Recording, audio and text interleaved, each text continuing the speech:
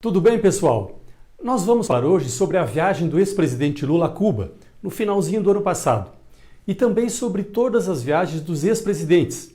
Você pagou por todas elas.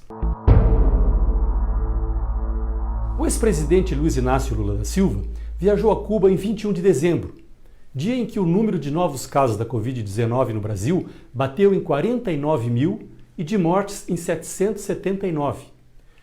Ele participaria das gravações de um documentário sobre a América Latina. 5 dias depois, atestou positivo para a Covid-19. A viagem de 30 dias durou R$ 163 mil aos cofres públicos, em diárias e passagens para assessores. 9 integrantes da comitiva foram contaminados. As gravações foram adiadas para outra data. Mais despesas à vista. A aventura em Havana representou quase 40% das despesas de Lula com viagens no ano passado e 20% do que foi gasto por 6 ex-presidentes da República com deslocamentos no ano da Covid-19, um total de R$ 770 mil.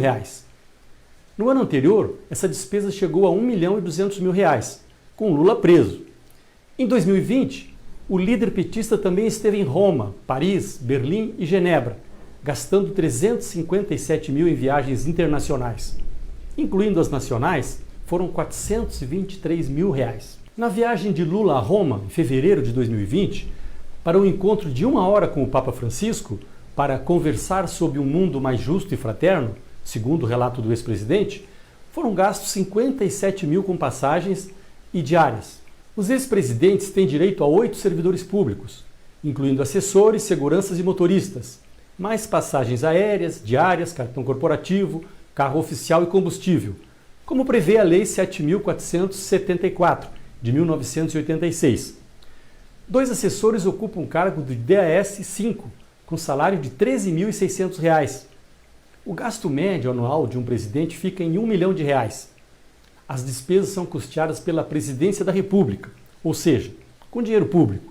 O então deputado Jair Bolsonaro apresentou um projeto de lei 6 meses antes das eleições presidenciais de 2018 para revogar integralmente a Lei 7474. Depois de eleito, não tocou mais no assunto. O projeto está parado na Câmara há 1 ano. Se assim permanecer, Bolsonaro terá direito às mesmas mordomias. As viagens da ex-presidente Dilma em 2020 custaram 116 mil, sendo 79 mil em eventos internacionais, bem menos do que os 697 mil gastos no ano anterior. No High Festival, em Cartagena das Índias, na Colômbia, ela afirmou que a extrema-direita de Jair Bolsonaro é um lobo solitário que devorou o centro e a própria direita. Nas homenagens a Lula em Paris, ela gastou 37 mil. 2 assessores ficaram 4 dias e meio em Paris e depois passaram por Rio de Janeiro e Brasília, até retornar a Porto Alegre. Cada um deles recebeu R$ 8,7 mil em diárias. O ex-presidente Fernando Collor gastou R$ 187 mil com viagens em 2020, todas elas nacionais. Foram 412 diárias no valor de R$ 90 mil. A maior parte dos deslocamentos foi para Maceió e São Paulo. Em 8 trechos para São Paulo, seus seguranças viajaram em veículo oficial. No ano anterior, Collor havia gasto 233 mil com viagens. As viagens do ex-presidente Michel Temer custaram R$ 22.500 no ano passado, sendo 13.700 com passagens para seguranças. Apenas uma foi internacional, para Beirute, ao custo de R$ 5.700. Ele foi chefe da comitiva brasileira que levou alimentos e medicamentos para o Líbano, onde ocorreu uma grande explosão com 160 mortes. O ex-presidente José Sarney gastou 18 mil com deslocamentos, quase todos para São Luís. Em 5 viagens, sua equipe de apoio recebeu 56 diárias, um total de R$ 18 mil. No ano anterior, ele havia gasto 58 mil. Os seguranças do ex-presidente Fernando Henrique Cardoso fizeram apenas 5 viagens, 4 delas em veículos oficiais, para o Rio de Janeiro e Ibiúna, em São Paulo, onde ele tem uma fazenda. As despesas somaram só R$ 3 mil. Em 2019, essas despesas chegaram a R$ 43 mil. Lula foi a Havana para participar do início das gravações de um documentário do norte-americano Oliver Stone. Estava acompanhado da mulher, Janja, e de 7 integrantes da sua comitiva. Todos fizeram testes para o Covid ao embarcar no Brasil e na chegada a Cuba. O teste foi repetido em 26 de dezembro e apontou positivo para o ex-presidente e outros membros da equipe, confirmando serem casos importados através de investigação. segundo nota oficial do Instituto Lula.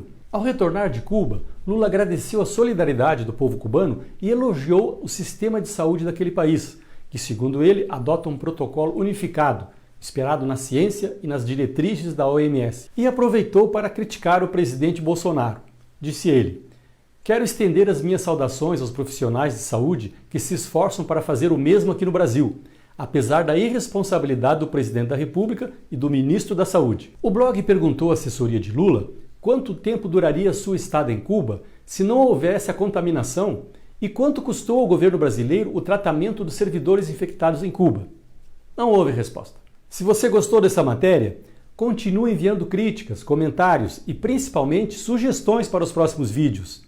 Siga o meu conteúdo no Twitter e assine grátis a minha newsletter na Gazeta do Povo. Até mais!